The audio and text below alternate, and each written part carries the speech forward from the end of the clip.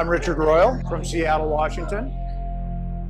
I first blew glass in 1971 in a small state college in Central Washington State called Central Washington University, and happened to be lucky enough to register for the 2 openings that were available. And it was my first experience in blowing glass. And then consequently was invited to the Pilchuck Glass School in 1978 and have been doing glass ever since. My style is a conglomeration of a lot of different techniques that I've seen over the years, mostly from working at Pilchuck. I've been exposed to master glass blowers from Sweden and Italy, and master glass workers from Czechoslovakia and all over Eastern Europe. And I take what works for me for my own personal concepts and use them in my glass technique. So nothing's off limit. If it looks like it works for me, I will use it.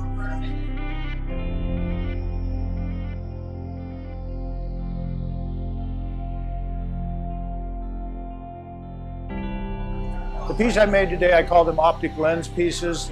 They're an homage to the Fresnel lens. I grew up in Northwest Washington on Puget Sound and spent a lot of time on the water fishing and sailing and just boating in general, and using the lighthouse systems that were available to us there, and consequently ended up doing some ocean sailing and these sorts of things.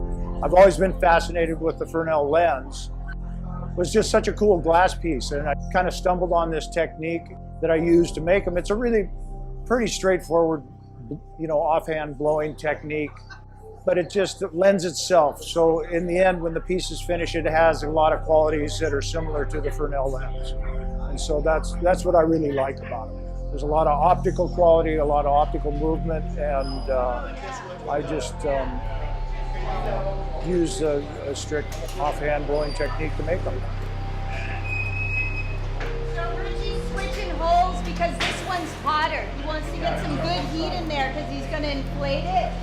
This glory hole's a little bit smaller than this one, but he's just trying to get some heat back in there while this one heats up. What I've told a lot of young people who I think really have promise, I mean, I've run into a lot of people and they want to do it, but I don't know how they're going to do it or what they're going to make or what their aesthetic is. But if I see somebody that I think really has promise, what I tell them is I just work as much as possible, get out and travel and work in different places, expose yourself to people who do this, and eventually somebody will notice you because your work is good, and they'll want to know more about it, and it will grow. But it'll take time. This takes time. It's a real process that you have to be patient with.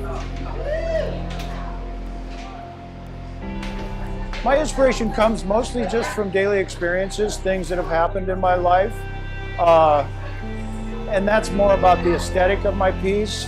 The way I approach glass and work with the material was inspired by a lot of different artists that I've been fortunate enough to work with over the years. Dale Chihuly, Dan Daly, Marvin Lepofsky, Lino Tagliapietra.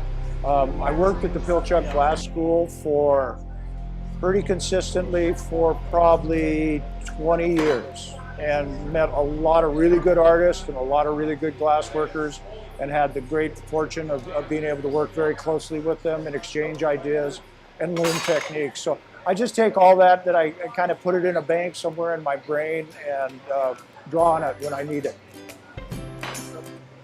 It's the first time ever Nancy and I worked together. It was great working with her. I mean, I'm familiar with her work. I'm familiar with a lot of the technique that she uses, and it was really a lot of fun for me. And I think it was a lot of fun for her to work with me too. So, we're both really committed to this industry, and yeah, it was a lot of fun.